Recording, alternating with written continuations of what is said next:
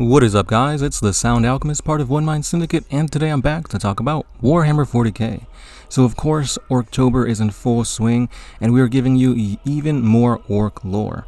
Here, let's dive into the time where the Emperor took on one of the greatest orcs in all of history. So without further ado, let's dive into this orky lore. The Emperor of Mankind was fighting his way through a howling mob of the largest greenskins Horus had ever seen. Most were the equal of a Primarch in stature. One even dwarfed the Emperor himself. His father fought to reach a fragmenting ring of iron surrounding the binding plasma core, but the greenskins had him surrounded. This was a fight not even the Emperor could win alone. But he was not alone. Sejanus and his glory squad fought through the desecrating ruins of the scrap world in the old way. The Emperor's signal never once wavered in his visor, though every other return fizzed and screamed with distortion. Ahead, Sejanus saw a ragged archway through which spilled blazing white light. The Emperor lay beyond it. "We're here," he gasped. Even his phenomenal transhuman physique pushed the limits of endurance by this fight. He stormed through the archway and into a vast spherical chamber with the brightest sun at its heart. "Lupercal," breathed Sejanus. Horus's sword was broken, his twin bolters empty of shells. The sword had snapped halfway along its length, the edge dulled from hewing countless greenskin bodies. He'd fought his way onto a stepped bridge, killing scores of monstrously swollen orcs to reach a crumbling ledge just below the Emperor. Blood drenched him, his own and that of the orcs. His helmet was long gone, torn away in a grappling, gouging duel with an iron-tusked giant, with motorized crusher claws for arms and a fire-belching maw. He'd broken the beast over his knee and hurled its corpse from the bridge. Rogue gravity vorticles hurled it up and away. More of the greenskins followed him onto the bridge, grunting and laughing as they stalked him. Their grim amusement was a mystery to Horus. They were going to die, whether he killed them or they were burned to ash by the colossal plasma reactor's inevitable destruction. Who would laugh in the face of their death? The Emperor fought an armored giant twice his height and breadth. Its skull was a vast iron-helmeted boulder with elephantine tusks and chisel-like teeth that gleamed dully. Its eyes were coal-red slits of such vicious intelligence that it stole Horus's breath. Horus had never seen its equal. No bestiary would include its description for fear of being ridiculed. No magos of the Mechanicum would accept such a specimen could exist. 6 clanking, mechanized limbs bolted through its flesh bore grinding, crackling, sawing, snapping, flame-belching weapons. The Emperor's armor was burning, the golden wreath now ashes around his neck. Chugging rotor cannons battered the Emperor's armor even as claws of lightning tore portions of it away. It was taking every portion of the Emperor's skill and psychic might to keep the mech warlord's weaponry from killing him. "Father!" shouted Horus. The greenskin turned and saw Horus. It saw the desperation in his face and laughed. A fist like a reductor siege hammer smashed the Emperor's sword aside, and a fist of green flesh lifted him into the air. It crushed the life from him with its inhuman power. "No!" yelled Horus, battering his way through the last of the greenskins to reach his father's side. The mech warlord turned his spinal weapons on Horus, and a blistering series of lightning strikes hammered the walkway.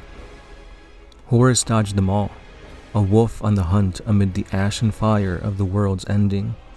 He had no weapon, and where that wasn't normally a handicap to a warrior of the legions of mankind, against this foe, it was a definite disadvantage. No weapon of his would hurt this beast anyway, but one of its own. Horus gripped one of the warlord's mechanized arms, one bearing the spinning brass spheres and crackling tines of its lightning weapon. The arm's strength was prodigious, but centimeter by centimeter, Horus forced it around. Lightning blasted from the weapon, burning Horus's hands black. Bone gleamed through his flesh, but what was that pain when set against the loss of a father? With one last Herculean effort, Horus wrenched the arm up as a sawing blast of white-edged lightning emptied from the weapon. A searing burst of fire impacted on the mech warlord's forearm, and the limb exploded from the elbow, down in a welter of blackened bone and boiling blood. The beast grunted in surprise, dropping the Emperor and staring in dumb fascination at the ruin of its arm. Seizing the chance he had been given, the Emperor bent low and surged forwards with his blue steel sword extended. The tip ripped into the mech warrior's belly and burst from its back in a shower of sparks. "And now you die," said the Emperor, and ripped his blade up. It was an awful, agonizing mortal wound. Electrical fire vented from hideous metal organs within the wreckage of the greenskin's body. It was a murderous wound that not even a beast of such unimaginable proportions could take and live. But that was not the worst of it. Horus felt the buildup of the colossal psychic energies and shielded his eyes as a furious light built within the Emperor. Power like nothing he had ever seen his father wield, or even suspected that he could possess. All-consuming, all-powerful. It was the power to extinguish life in every sphere of its existence. Physical flesh turned to ash before it, and what ancient faiths had one called a soul was burnt out of existence, never to cohere again. Nothing would ever remain of he who suffered such a fate. Their body and soul would pass from the finite energy of the universe and fade simply into memory and have all that were wiped from the canvas of existence. This was as complete a death as it was possible to suffer.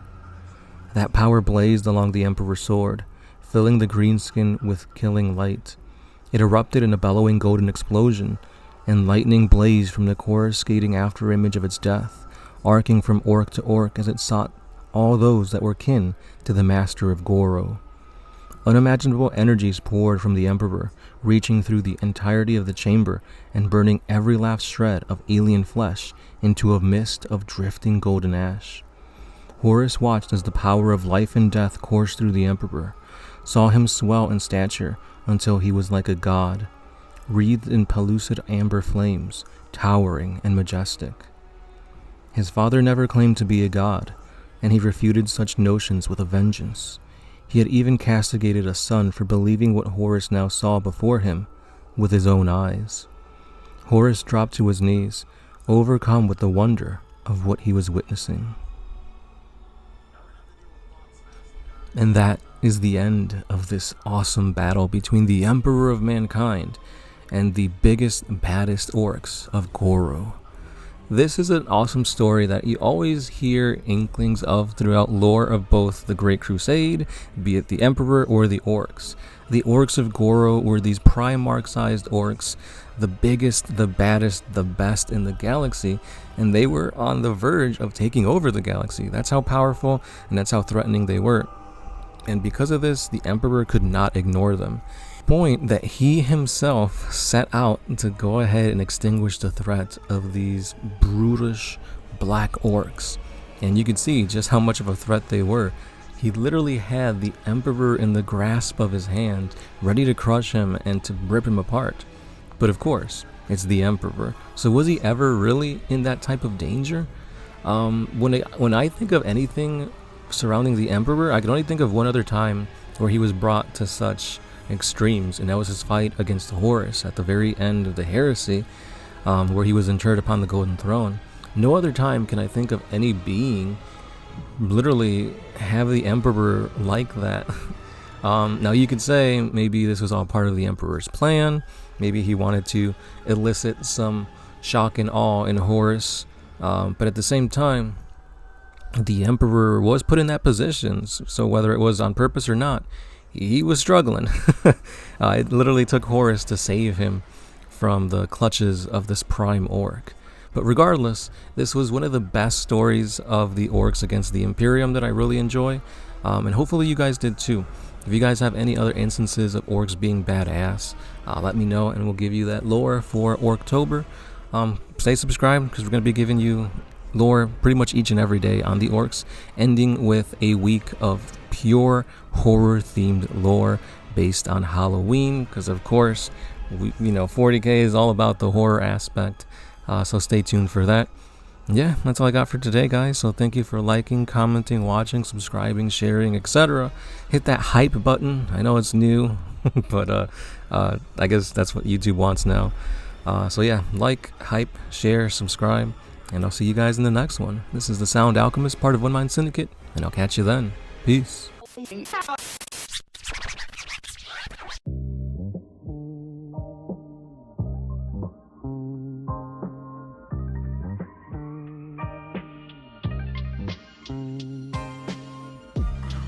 if you could put my freedom back in any